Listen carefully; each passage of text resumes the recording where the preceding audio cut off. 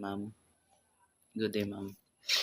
First, my article, the adaptation of improvement rice technologies in major rice producing areas of Ethiopia by Ibibao Isai Indishao Habte and Sichai Sakurai. Um, the objective of this study was to examine the adaptation level and determine the factors governing the decision of farm household to adopt or, or not adopt improved rice technologies, packages, and practices in Ethiopia major producing areas. The researchers aim to provide large-scale information on technology diffusion as previous studies were often limited to specific district or small sample sizes. By identifying these determinants, the study sought to offer insight for policies intended to accelerate rice technologies adaptations and enhance productivity and ensure national food security.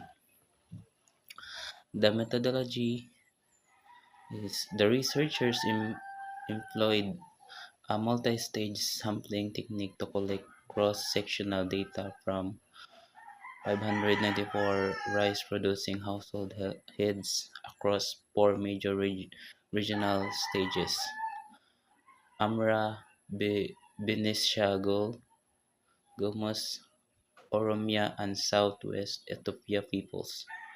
These regions together represent approximately 98% of Ethiopia's total cultivated rice area. Data collection involved structured questionnaires, interviews, and community-level focus group discussion to analyze the interdependent discussion of adapting multiple technologies. The study used multivariate probit or MVP models. This approach allowed the researcher to account for potential correlation, both complementarities, complementarities and substitution, substitutabilities between five specific technologies packages: improved rice varieties, row planting, recommended rates of urea fertilizer, recommended rates of DEP, NFS fertilizer, and recommended weeding frequencies. Results and discussion. The results indicate varying adoption levels across the five technologies.